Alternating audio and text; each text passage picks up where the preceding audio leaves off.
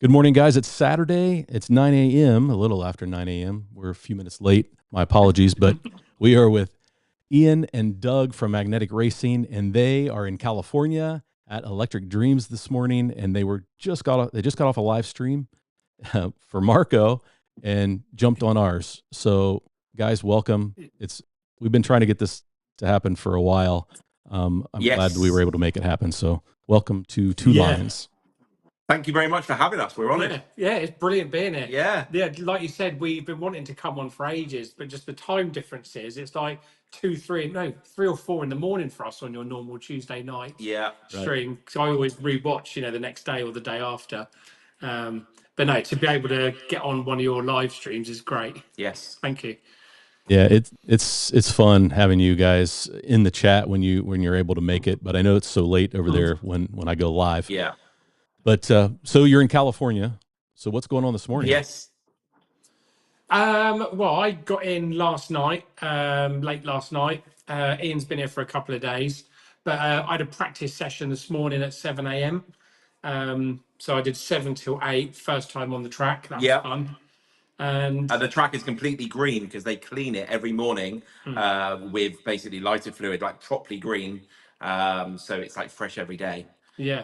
So it's a bit of a challenge for Doug because he was one of the first races on a green track. Yeah. So. Do they do that on a lot of tracks, actually? Do you know on your track, do they clean it a lot or do they just let it rubber in? There's months worth of rubber. I did ask the question on the live stream, but no one seemed to.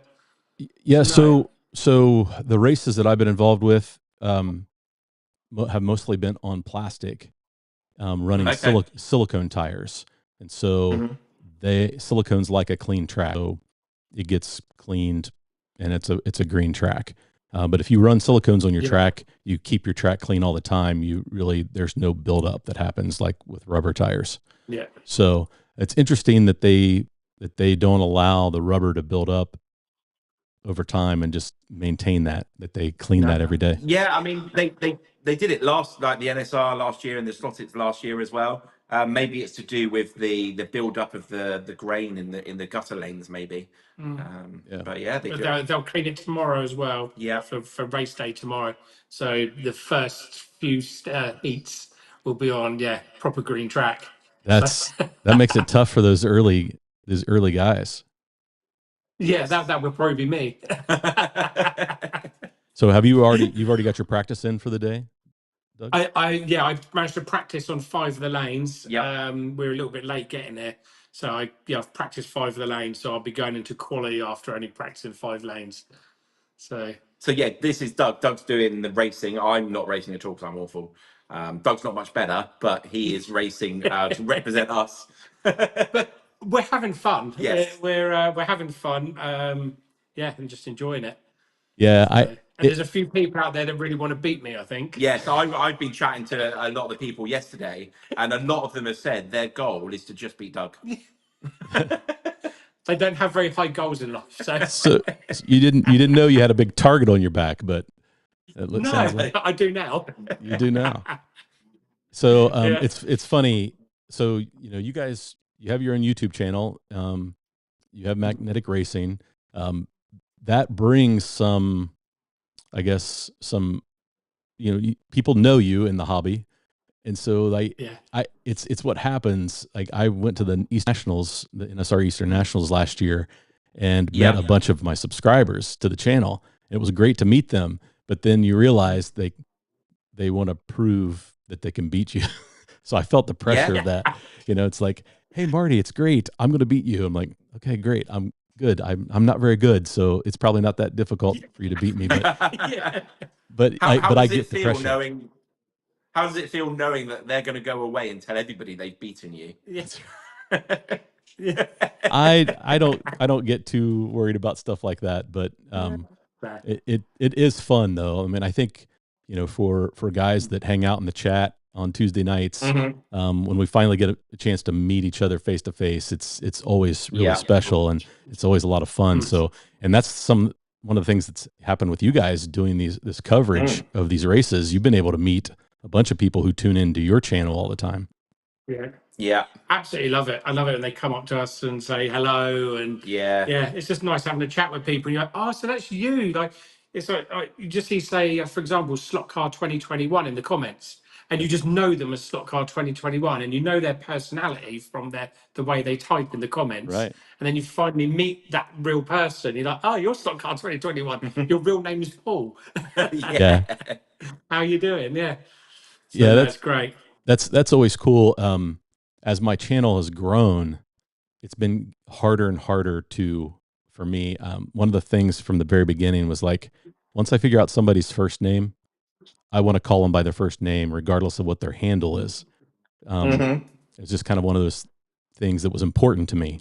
But now it's getting difficult to remember everybody's first name when they don't have it in their handle. So you've got a better memory than me. And I try really hard, and I've messed up a few times. I'll get a couple corrections, and I'm like, I'm so sorry. I knew your name was, and a couple of the handles are real close. So I look at them real quick and I make a quick decision. And, but I think it's always fun to get to meet new people in the hobby, and especially people who maybe you've had an opportunity to, like for you guys, maybe they've bought some of your product and they have it all around their track. And so they're excited. Yeah. They're excited to get a chance to meet you guys. And, and I never want, when that happens for me, I never want to disappoint anyone. Right. But I think I always want that interaction to be them to understand that it's just as exciting for me to meet them as it is for them to meet me. Yeah. And that's, if anything, it's more exciting for us to meet them, isn't it? Yeah, I agree. So you have a face and a name. You managed to meet Joe, didn't you? You managed to meet Joe, Iris Carrera. Yeah. And stuff. Yeah, I mean, that was cool. It was great because we got to grab dinner. He and Warren told me that they were headed to the race, and they said, "Hey, we need a third. Would you race with us?" And I'm like, "Listen, guys, I don't know how this live stream is going to go. I'm going to need to dedicate all my time to that." And now I look back, I'm like, I think I could have probably made racing happen and jumped on their team, but I probably would have prevented them from winning. So I'm glad I didn't do that. But it was great. We got to sit down for dinner and just really do a little bit of life together, and that was the best part of the trip for me. The race was fun. The car museum was amazing, but getting to sit down with Warren and with Joe was really special. And that was my favorite part, was just getting to make some memories and create little deeper relationships. And those are important to me. So what's going on last year? Okay, go ahead. I'm sorry. Yeah, I was just saying last year, my the high was when we were sat having a beer. It wasn't until afterwards we realised it's a memory. But we sat with Massimo and Rahul and down in Walgreens Burgers in Hollywood Boulevard, the Walk of Fame. Yeah. And I was having burger in Walgreens Burgers with Massimo and Rahul. And it wasn't until I got home afterwards, I'm like, oh man, that was awesome. Just sat having a burger, chilling, just talking life, like you said. With a couple of fellow people I'd never have met before. And now we're hopefully lifelong friends. We chat all the time online and stuff. Yeah. So it's brilliant. And I think it's special to get to know people just outside of the hobby. We talk about the hobby so much on the live stream. When you get in that situation, I want to know more about them. I want to know, like, do they have other hobbies? Do they, you get to explore that, and that's hard to do in the chat. So let's talk about magnetic racing. You guys started that back what year? 2020. 2020. We took it over. Yes. Yeah. So we brought it off the original owners. It was a couple of guys. They had a very small range of about 20 products. So we just took it. We were actually their biggest buyer of their biggest customer, because we bought all their products for our track builds that we did. Right. So we've obviously been building tracks for way longer than that. Right. And we used to buy all their products, and then they approached us and said, do you actually just want to buy our little business of us? And you might, because you spend so much for us buying all our product. Yeah. So we were like, go on then. Yeah. And now we're on product number 164 is the next one out. Yeah, so 164, so we've gone from 20 to 164. Amazing. That's amazing. Yeah. And so do you have anything new coming that everybody's excited about or that you're excited about? And what we got, so we are probably mentioned it. We're doing a lot of the Fast and Furious stuff. Right. So we're building a Fast and Furious themed track for obviously Scalextric are bringing out all the cars. It's quite a passion anyway. I grew up on Fast and Furious and watching all the films. So yeah, so I've just built Dominic Toretto's garage, their house that they had where they had the barbecue outside. Right. We're doing like the tuner shop.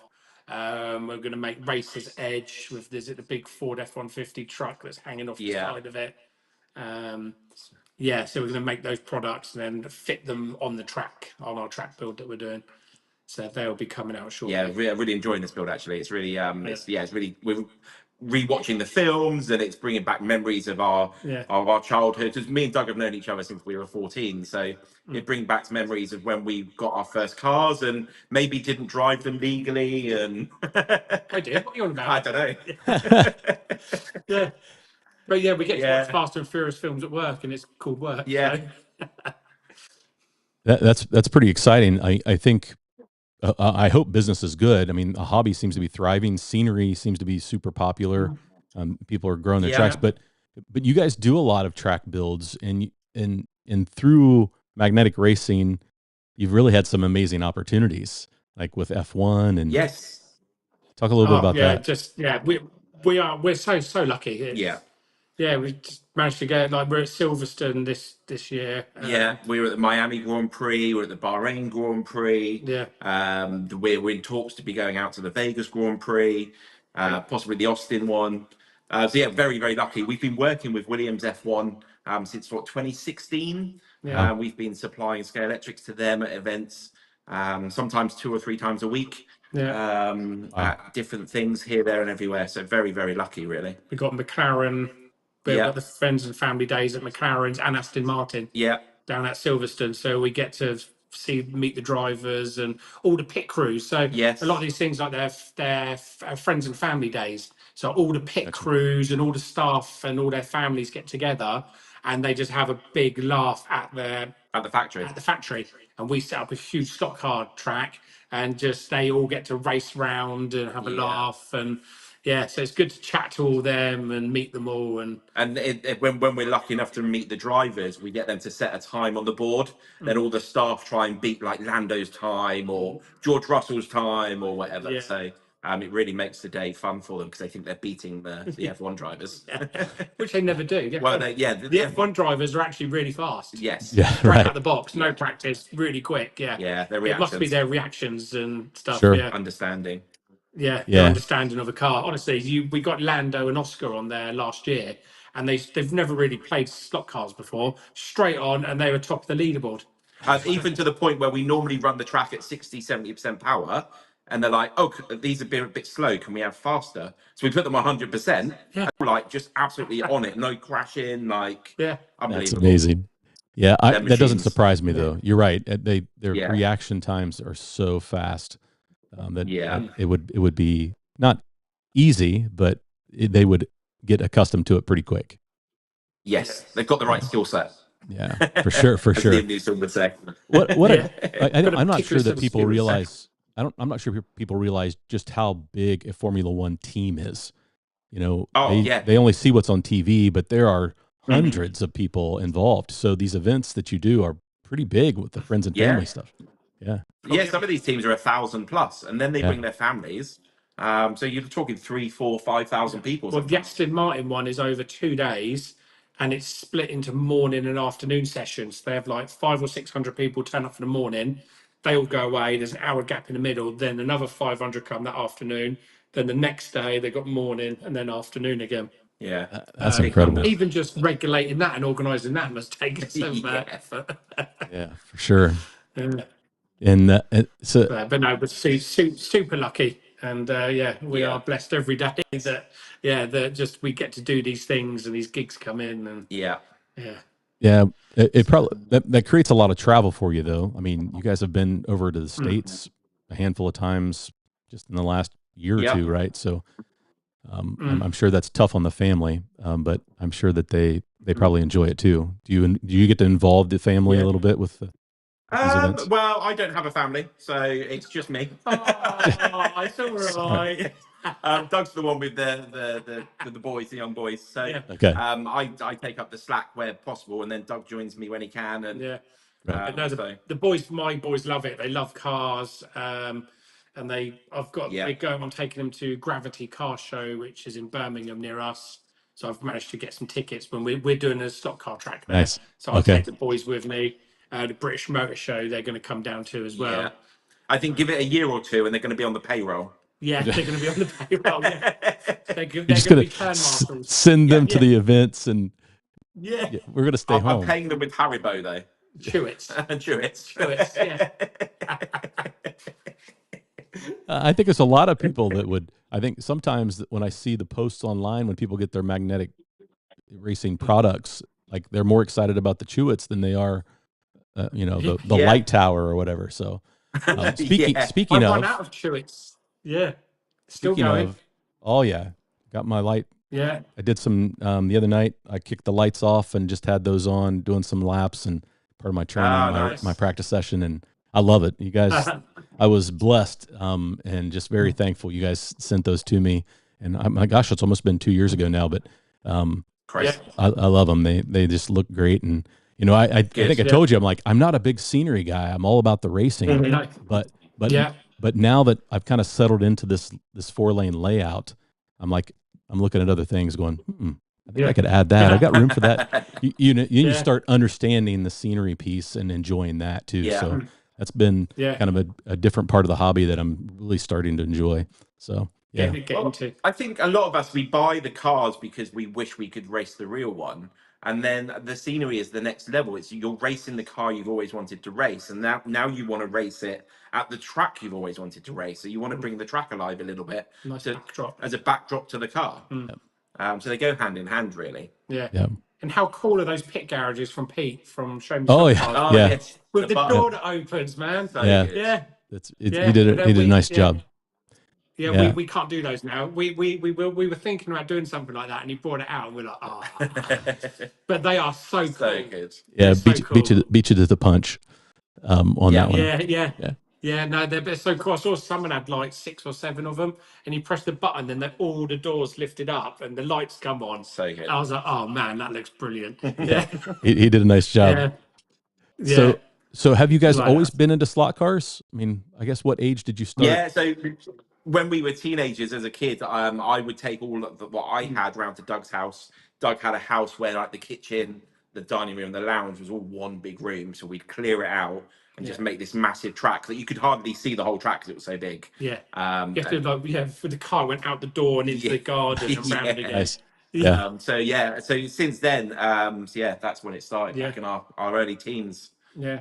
And we own a driving school as well, normal driving school. Like teaching people to drive real cars. Teach people to drive. So we actually initially brought the slot car set for that. Okay. To advertise our driving school. Oh yeah. Brilliant. And then we just started doing kids' parties from there. Yeah, it grew on its own. It wasn't a plan of let's go out and do a slot car company. It was let's try and get some money back for this expensive slot car track we brought. Yeah. But we've never actually advertised the Scalextrics business. We've never paid a penny for advertising to do any of this. It's all been word of mouth. Same with magnetic racing. Yeah, it's word of mouth, and social media. So that's how it started. You built your own track just to advertise the driving school, and then people were like, "Hey, will you build a track for me?" Yeah. But we made the website thinking there might be other companies that might want to do the same thing. Like, so we could brand the track to, we've done all sorts of companies like Canon and all that sort of stuff. So we thought, we didn't even think it would work, but I was making websites at the time and I made one and the phone started ringing. And before we knew it, we were struggling to fit our lessons in because we started doing so many events. And it just slowly morphed from being a full-time driving instructor to a full-time slot car person. Yeah. Right. So how many other instructors do you have for the driving school?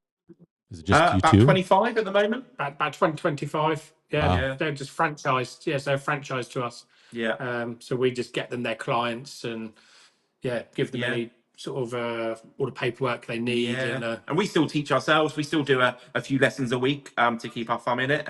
We still absolutely love teaching people to drive, like the whole buzz of teaching and helping people change their lives through getting a driving license. So it's a big change in people's lives. Yeah. We see a trend here in the United States of young kids not getting their license, and it's really interesting. Like when I turned 6, I couldn't wait to get my license. Like, and I have a younger brother and a younger sister, and my parents were excited for me to get my license so I could help take them to school and take them to practices. You could take the taxi duties. I had to usher them around a little bit, chauffeur them around. But so many kids. I have some coworkers that have kids that are adults, like young adults, 23, 24, 25, that refuse to get their license. Yep. And I was chewing at the bit. Yeah, literally. I was doing stock car racing when I was 14. I did mini stock racing from 14, 15. Oval racing in the UK. Yeah. Ever since then. He was very kind, actually. So every time there was a race meeting, your mechanic was allowed to do a race. So I put the overalls on, pretending to be his mechanic. I should have been an adult, but I wasn't. Yeah. And then I went out and did a race, and Doug let me drive one, and it was just like one of the best days of my life when I was like 15. Yeah. I bet. Raced in an old school mini. That's when we could race the old minis before they became proper classics. Yeah, before they come for classics. Yeah, just oval race it. It was amazing. And Ian, when you came off the track, you were like shaking, right? Literally, Oh yeah, take me to the adrenaline, the adrenaline pump. That first time you ever raced, it's crazy. What was wild? Go ahead. Yeah, it was like you basically, once you got going, it was an oval, so you're in second gear most of the time. Occasionally you went to third, and every time I changed gear, I'm like, please don't brake, don't brake, don't brake, don't brake, don't brake, don't brake the car. Yeah, it's good. Yeah, I couldn't wait. I don't know what it is these days with some of the kids not wanting to drive. Yeah, the amount of people, actually, I've taught people to drive, and they've just finished university, and they've now been offered a job, but they can't have the job if they don't have a driving license. Right. So now they've got the pressure of, I've got to pass because this job depends on it, when they should have just done it when they were 17 in the UK is the age. 17, okay. But it's crazy. It is crazy, and I think, I don't know if it's the responsibility. One of my best friends, his daughter, I had a conversation with her about it, and she was like, I feel like it's a 3,000-pound weapon that I'm driving around, and I'm scared to death that I might hurt somebody or myself. And so I get that, but that's a fear that you really, I feel like it's debilitating if you don't have your license. Yeah. I think, like, if you think about how the technology has changed in the last 10, 15 years with social media and cameras, I think the repercussions of how bad it can be has become much more real. Back in our day, it would be our parents saying, be careful.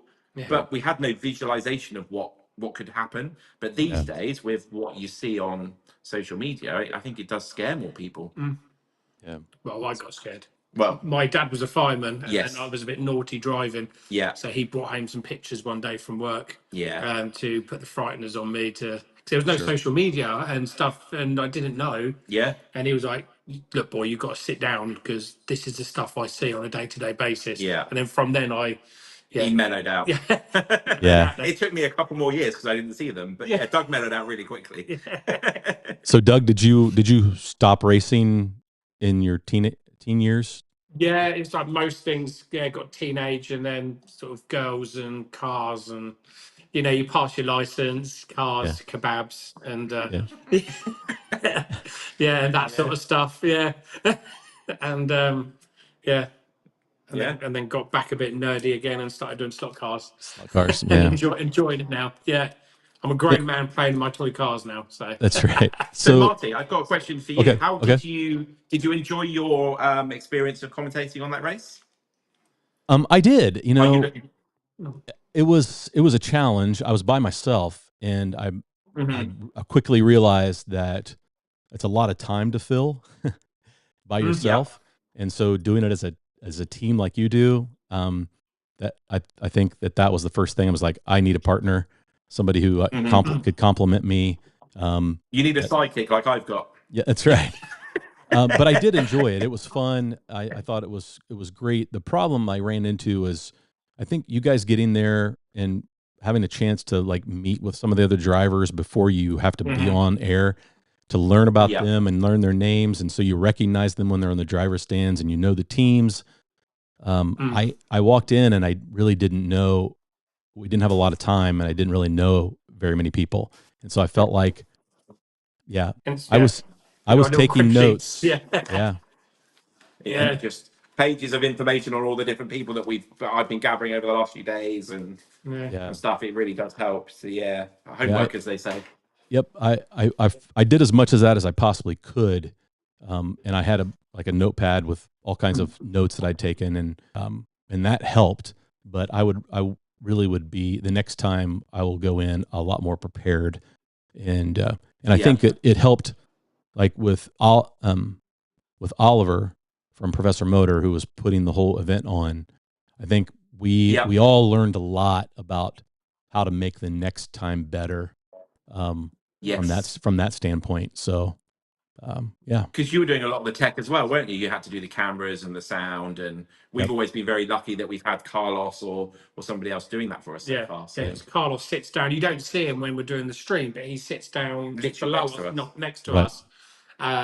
And he's in control of the cameras. He's listening to what we're saying. So if we're talking about a particular subject, he moves the camera over to that subject for us. Right. And I can like look to my side and ask him a question off mic and then give you the answer straight away. So we're much we're very fortunate to have that extra. Well, I mean, you are near Hollywood, so there will be lots of people that with those abilities. And Marco and Carlos were into cameras and filming beforehand, so they've got the good background for it all. So do you have another one lined up, Marty? So I think the plan is to go back and do that same event next year. But outside of that, I don't have anything else lined up. I will probably, other than potentially the NSR Eastern Nationals in November. I think that I might help them with that live stream and maybe get a chance to do some commentary there. But awesome. We'll see. Are you racing again? You plan on racing again there? Yep, I plan on racing. Yep. And I think we'll be up there in September for an endurance race as well. There's a 6-hour endurance scale auto endurance race. So I think we're going to do that and then go back up in November. So, nice. Oh, brilliant. And then you're going to come to Italy and do the 24-hour with Spirit of America, yeah? I don't know. Say it now, Marty. Say it now. You have to do it. So Italy is a bucket list item for me. But I don't know how I could get over there without my wife going with me. Because we both would love to visit there. We've been to Germany and we've been to France, but we haven't been to the UK. We haven't been to London, so that's on our list. But Naples, Florence, Rome, those are all places that we would love to come visit. So do Italy before London. Italy's well before London. Okay. All right, I'll take that note. You could bring your wife because Dickie brought his wife, didn't he? Yeah. Dickie Pearson brought his wife. Yeah, and I think she was quite a fundamental part of the team in sort of organising them and being the sanity between the team. Yeah. Making sure they're drinking plenty of water and food and everything. Yeah, she took good care of them. She was the team mom. Yeah, definitely. Yeah. Now we've got a few of them racing today. We've got Steve Holzman. We've got Steve Holzman, Corey Jett, Paul Brotz, I think. Paul Brotz, yeah. It's good that those guys are out there. I'm excited for Steve to be out there. Steve Holzman. Steve's a good friend of mine. We race with at our local club, and just a great guy. He's very focused racer. He's quick. He's fast. So hopefully he does well. Yes, we're proud of him. Yeah, we'll keep an eye on him on qualifying. Yeah, because he's quite tally ho, isn't he? I think I remember I was hearing one of the thing. Yeah, he gets like a red mist, and he's like. Yeah, he definitely laser focus. I admire him to be able to do that. He brings confidence, and he's always giving me a hard time about you need to be more confident, and self-deprecation is kind of my thing. Like I'm always beating myself up, and he's like, you need to have more confidence. So it's great. So you guys will be announcing, all day tomorrow. But after you're done here, you go back to the live stream. Today. Yeah. You got 2 busy days. Yeah, so we're on the app Slotcast store, Electric Dreams. It's going to be on pretty much throughout the day today, the practice, the qualifying, And then tomorrow we've got the racing all day from 8 a.m. The finals at 5. So it'll finish at about 6 if there's no technical issues. I think last year there was a power cut in El Segundo. There was a mini earthquake. Yeah, there was a mini earthquake, so it went off for an hour and a half last year. So it finished a bit late last year, but hopefully it should be 8 till 6. Tomorrow will be all the racing from the very first heat all the way through the bumps and the semis and the final. Very good. So yeah. So when we see, you'll be on. Ian, you'll be by yourself during the finals because Doug. That's it. Doug will be there. Yeah, Doug will be back on his way to the airport. You won't be in the final, right? So I'll be racing this. Oh, I was going to ask you what you chose. Well, Marco chose it for me. It's the poster car off of the. Where's the camera? That side. Where is it? There it is. It's a slight delay. So it's the Mercedes. There's only a couple of these on the field. I think that's why he wanted me to use it. So Mark's one of the other people with one. He's painted his blue with the Michelin colours and the Michelin Man. Yeah. But yeah, nice. Very cool car. But yeah, it's all been painted up as the poster car. How does it feel? Is it an easy driver? Quick? Are you comfortable with it? It feels different. It feels. I think the Magna Braid, because they've obviously taken the Magna Braid off of the track now. I think it was a bit of a cushion. You didn't realise that it was giving you a little bit of magnetic downforce, even though there's obviously no magnets in the cars. Right. It gave you that bit of a cushion and made you maybe feel like you're a bit better than what you actually were. No comment. No comment. Yeah. Yeah. Well, we've noticed that the times are down a little bit. The body was really loose. Marco said you wanted the body really loose from the chassis. Yeah. And the motor pod was tight. But when I was taking it around the corners, it seemed just to follow on a lot easier than what they used to do. So Mark Natividad, from Electric Dreams here, he tightened up the body, and that seemed to loosen the motor pod and tightened up the body, and it made a massive difference. Yeah. Nice. I was sort of 3/10 up on the PB for that car on the little practice I did. Yeah, Marco wasn't convinced, but as Mark said, every car's different. Every car has different characteristics. So, and Doug felt it was better, and that's like I said, it's about your own confidence in the car, isn't it? That's right. Yeah. Yeah. So the Nissan was popular. Sorry. The Nissan was popular. That's the question I was going to ask. So what seems to be the car to have this year? And well, so last year probably 80% of the field had a Nissan, but this year they've put a 4 gram weight penalty on it to try and make people use other cars to bring it in line. That's 4 grams underneath the driver's bum. Yeah. Okay. On the now the field is mostly Jaguars. It seems there's way less Nissans, mostly Jaguar XJ10s, XJ12s. Yeah. It's probably the bulk of the field now. I wonder if that was Jim Rose who started the trends, because obviously he did well with the Jaguar, didn't he, last year? Yeah. It's a bit of an accident, wasn't it? Like he broke the Nissan, he crashed it and broke it, so then he had to take the Jag out, his second car. Right. I remember that. Didn't he? Yeah. Third, last year. So, but now most people seem to be having the Jag. Yeah. So penalizing the Nissan really didn't provide more range of cars. It just moved everybody to the Jag. Yeah, I mean, there's a few Lancias, there's a couple of Toyotas, mostly Jags. Yeah, so it has moved. But there's more of a mixed field. There's much more of a mixed field. It was literally 85% of the Nissans last year. Yeah. It's good. The Nissan is a good car. Yeah, it is. It's a good car. A couple of Mazdas. There's one guy, the guy who won Concours last year. His aim is to win Concours again, and he's been racing his car around in practice, and he's got a few scratches on it, and so I think he's regretting it a little bit now. He's here for the Concours. He likes the racing, but he wants to win the Concours. Yes. So his main aim is to win the Concours. Joe, yes, Comedina. I can't remember. That's it. That's it. Yeah, he sent me a picture the other day of his car. He's pretty proud of it. Nice, isn't it? The Sunoco one. Yeah. Yes. Very nice car. Yeah, Ian Rice, he's been deliberately practicing with a different body on his car because he wants to win Concours as well. Gotcha. He's done a nice Rothmans livery. So, he's been deliberately just practicing with a different body, and he's just going to put the other body on ready for Concours. So what's really cool this year as well is everybody that's watching this can vote for the concourse. So last year it was just the drivers, but this year Maurizio Ferrari from SlotIt is going to choose his favorite 10. Then the drivers are going to choose their favorite 3, and they're going to be on the Facebook, on the Electric Dreams Facebook group, and that's where the final voting for the top 3 will be. So if you're a fan of one of them, get on the Facebook page and get your vote in. Yeah, definitely. That's cool that he made that change to bring some interactive. Yeah, getting more people involved. Yeah, more people involved. That's great. Yeah, definitely. So you said you were both car guys as kids. What was your favorite? Was F1 your favorite racing? What are some of your favorite cars that you really enjoy? Because I mean, that's why we get into slot cars, so we can drive cars that we never would ever be able to drive, right?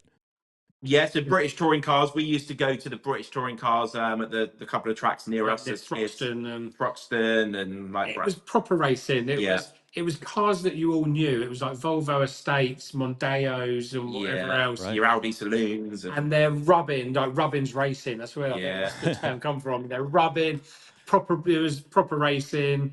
And that's what really got the heckles. The hairs on your arms stand up when you're watching it. I've always been a massive F1 fan, like massive. And then when we started working at Williams, I think that made Doug's love for F1 grow. Yeah, because I didn't really, not so much, and it was part of the contract when we had to sign a contract to work for Williams, and we had to know about F1 to interact with all the VIPs and stuff. Because if we're wearing their uniform and people ask us questions and we don't know the answer, we might look a bit silly. So it was easy for me because I was a massive fan anyway. Right. But Doug had to learn, and now he's a big fan too. Now I'm a Max Verstappen fan. So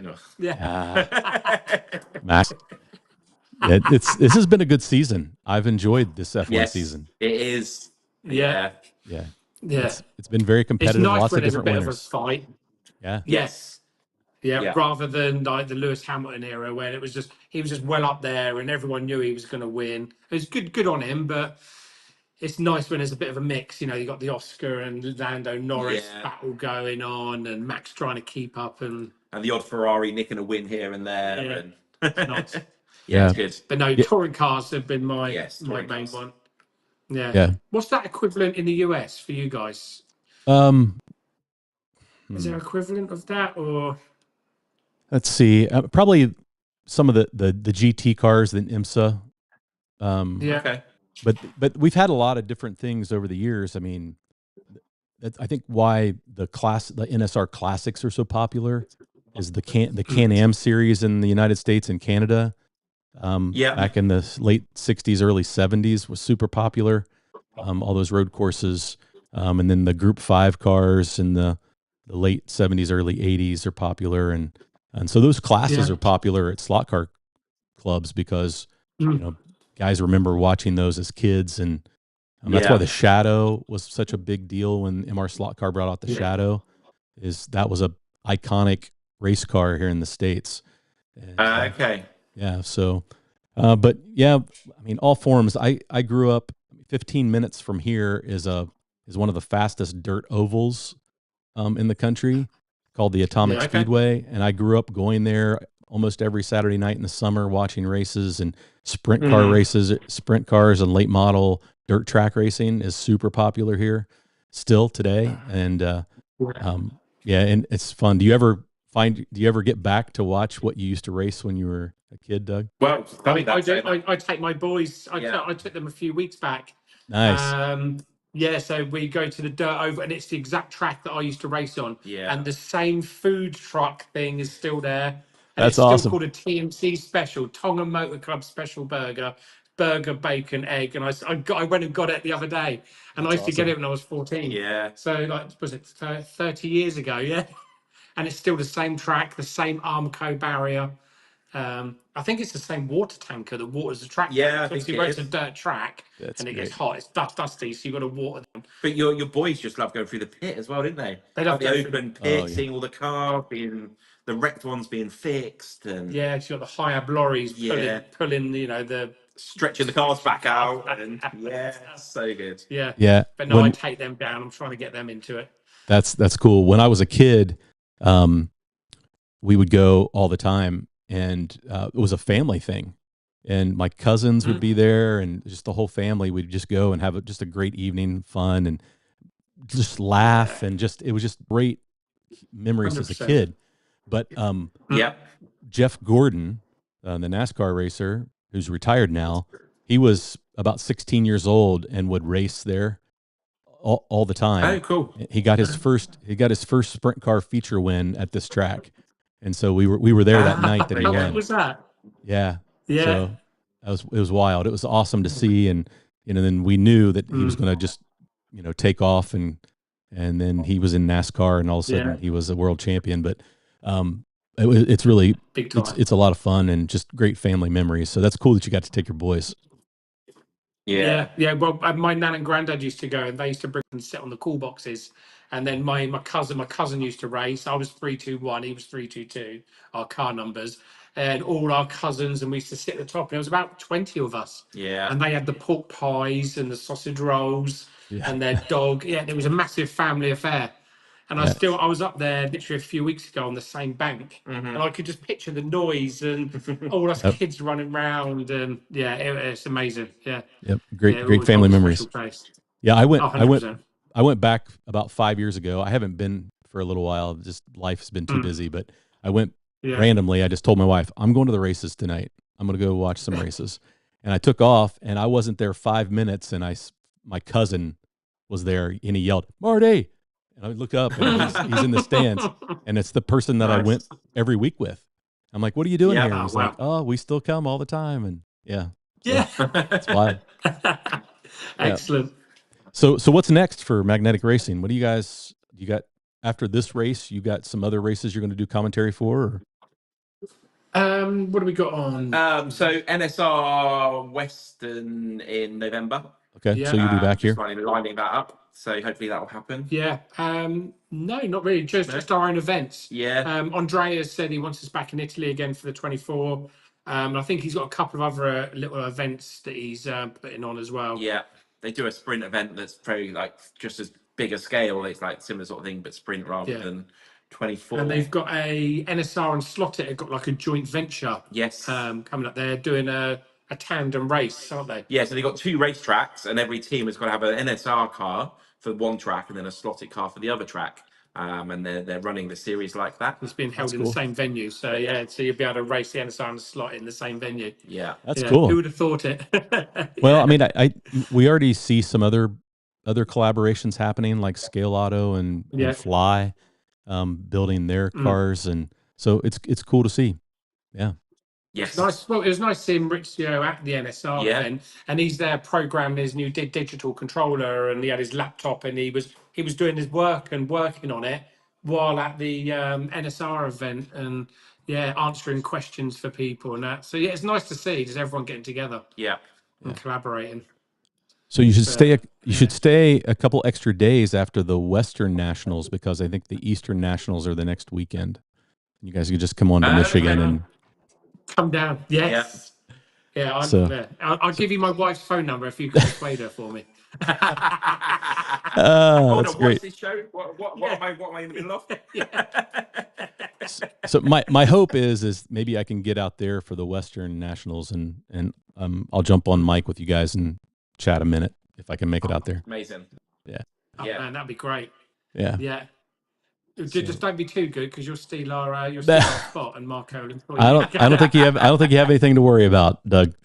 I think you guys. You were good, man. You were good. Yeah, I think that's what.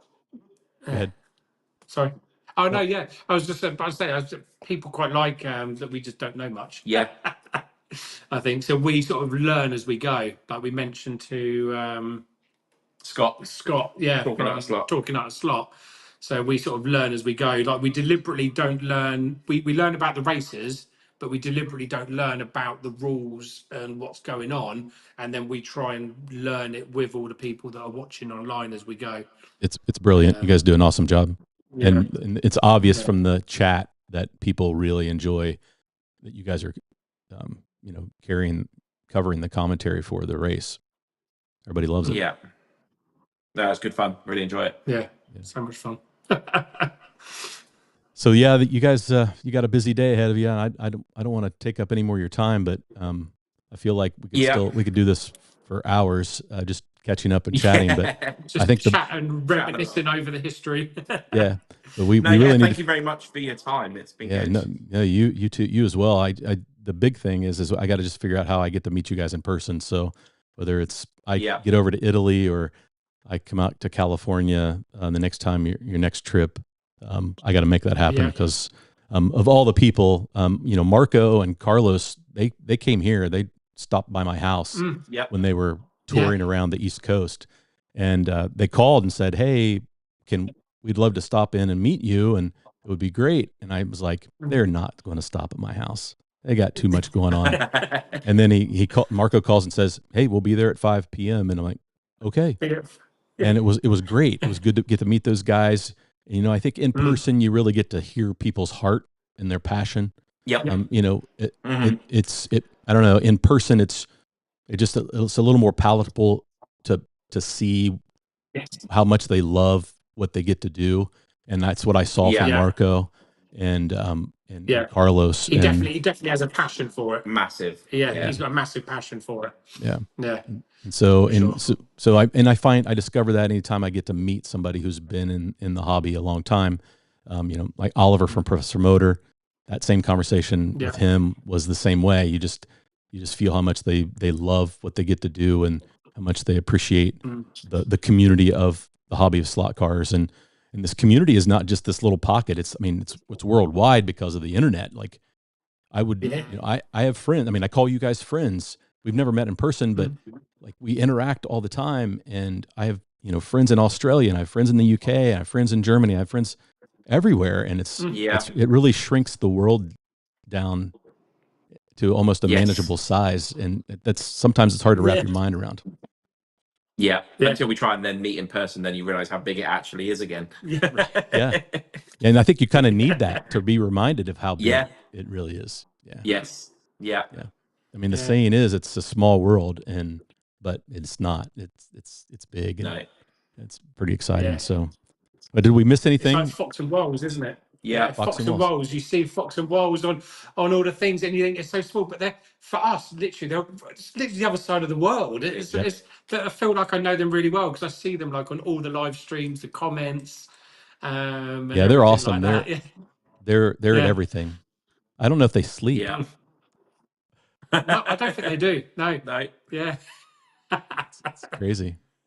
But man, guys, this has been great. You want a little insight into the SlotIt. Ian Rice, I don't know if you know Ian Rice from Australia. He's got a new YouTube channel, and he's documented his journey to the Nationals. So if you want a little insight into how he's prepped his cars, he literally brought all the cars and a load of controllers, and it's how he's whittled them down and where he's been practicing. And he's done some little vlogs in his hotel room as well. Yeah, so we're doing another one this evening. And he's doing another one this evening. So if anyone wants a little insight before the qualifying and the racing on Ian Rice from Australia, then do check out his channel. I think it's Blade Runner. Yeah, Blade Runner. Called. Oh yeah. Okay. Blade Runner. It's quite small. It's only just started it, but it's a very good insight. It's like the spinning pinion. He's got a lot of knowledge, and he's very good at talking and portraying what he's saying. Yes. So do check that out. So this might not be a question you can answer, and it's okay. You can say, but like, who are the fast guys that you're seeing from practice, and like, kind of what's your anticipation? Does Ian follow up with another win, or there's some other guys? I haven't seen Ian Douglas on the track yet. I have. So I've actually been asking everybody as I've been talking to them who they think is going to win. And most people are saying Ian Douglas, but Braden Pollard is also getting a lot of expectation. I think he's came second last year. He's good friends with Ian Douglas. Ian said he's been helping Braden get better as well. So the most likely challenger for Ian Douglas is probably Braden. But there's probably a dozen guys out there who, as long as they don't have a car problem, if they can dial their car in enough, there's a dozen people that could potentially win it.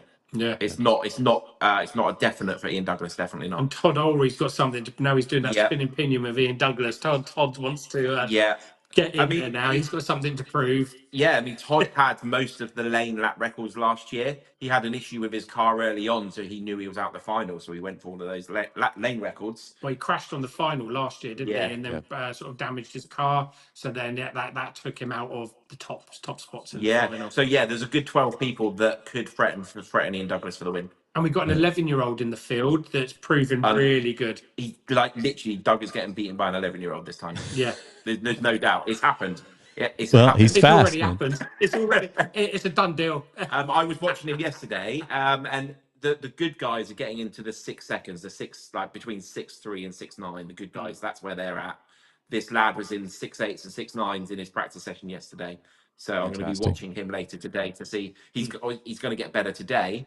Doug's best was 7.4, so basically that shows you. I was smiling and having fun. So. That's right. I like the pressure. It's the pressure. It's the pressure of the qualifying, isn't it, Marty? Do you know when you're doing the qualifying and you've got like 70 people, 80 people watching, and then you've got Ian in your ear going, "Come on, Doug." You're right.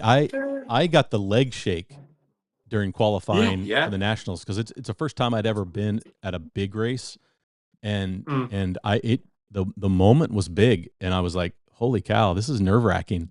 And I put together a pretty good qualifying. I put a really good qualifying lap down. You did good, didn't you? Yeah. But I didn't follow it up. I didn't do great in the race. So, but I had fun though. In the end, it was a blast. Cool, isn't it? Yeah, it is. It's a lot of fun. Yeah, it was quite funny talking to people yesterday, and quite a lot of them, their aim is just to beat Doug. As long as they beat Doug, they're going to be happy. So, no pressure, Doug. Yeah, see, at least they're going to go home happy. Yeah, true. I think my goal would be not be last. I think that would be I shoot for that, but maybe like middle of the pack. Like give myself a good goal. Yeah, if I can land in the middle of the pack, be pretty happy. I mean, to be fair, there was 75 racers. Have fun. Yeah. Yes. Yeah. That's a lot. That's a big race. 75. That's a lot of guys on the track. So, any girls this year? Any women? Any ladies? Say again. Sorry. Any ladies? No. I've not seen any. No. We had last year. We had a young girl. That raced, and that was exciting to see. Then, like all the guys were super encouraging because we would love to see more girls get involved. Yeah. So. Yeah. We had a couple at the NSR 24 hours. Yes. There's a couple of girls racing there. Yeah. I don't think there's any here. I think Marco scared them off here. So. So are there plans after hours? I mean, do you guys have like your favorite dinner place in LA? Yes, so we're going to I can't pronounce it. Fogo Chao, I think it's called. Fogo Chao. It's like a Brazilian obviously Marco recommended it, so we always go there now. It's like a Brazilian steak where they slice the meat off, and you've got all the different types. Yeah. We go there tonight. Yeah, we go there tonight. Very nice. Yeah, my favorite. Well, you got to have a good place to eat. I mean, if you're going to race, food always has to be a part of it. So it's important. Oh yeah, food and social time afterwards. Yeah, although we work together, we don't socialise overly much. No. Ian and Tim, so we try and get out and have a decent meal when we're working together. Yeah. Yeah. Speaking of Tim, like how is he involved in the project? Like, what do you have him doing this weekend? Someone's going to come with us from there. Never mind. So Tim is a driving instructor too. So he was one of the first people that joined our school back in 2010. Very quickly became a friend. Oh yeah. And then started helping us out with our slot car events in England. And now he's known as Silent Tim. Yeah. Me and Doug planned a trip to Vegas. I think it was like maybe 7 or 8 years ago. Yeah. And we were like, should we just invite Tim? And we're like, maybe. And then we did. And then we've been really good friends ever since. And we go on holiday together, and he does events with us. And he runs events. Yeah. And he does our running when we do these events. He's our pit lane reporter. He has a little microphone in his ear, and runner. And then he goes and gets questions for us and bits and pieces. Always hear great things about him. Everybody says he's a great guy. So. Yes. Yeah. Heart of gold, definitely. Yeah. Yeah, for sure. Yeah, he's good. He's probably listening downstairs. Yeah, he doesn't like the limelight much. He doesn't like the limelight much. Well, I made sure he was in the picture. Ian sent me a. Oh, definitely. He's a fundamental part of what we do. So definitely, he's a fundamental part. So I think he's just most wanted in a lot of countries, so he tries to stay off the screen. Yeah. Yeah. Trump doesn't know he's here. he's always looking behind his back. Yeah. Like, where's Trump? So how can everybody find you online? What's your YouTube channel and your website? And so we're magneticracing.com. If you type that in for the YouTube as well, you'll find the racing this weekend on Electric Dreams, at Slot Store. You'll find all the racing live there. If you subscribe, you'll get all the notifications. All of the live events have already been scheduled, so you can put a bell on each of those to get reminded when they're about to start today and tomorrow. So at Slot Store and at Magnetic Racing. All right. Well, guys, if you don't already follow them, go out there and give them a follow. And then, watch the live streams. This is a great weekend for slot car live streaming.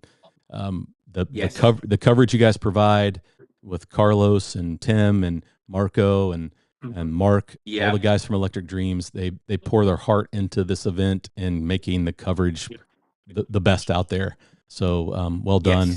And we'll enjoy it. So look in the chat. Any questions at all, just throw it into the live stream. If there's anyone's got any questions at all, no matter what, even if anything is silly, and we'll get the answers for them. We were too busy talking. I didn't even look at our chat to see if there were any questions. So, we'll cover that. We'll cover those afterwards. Guys, thanks for tuning in. I'll let you get back to your day. Tell Marco and Mark and Tim, all those guys we said hello, and have fun. Get some good food. Brilliant. Thank you very much for your time, Marty. Thank you, Marty. It's been an honor. Cheers. Thank you. Bye. Bye. Bye.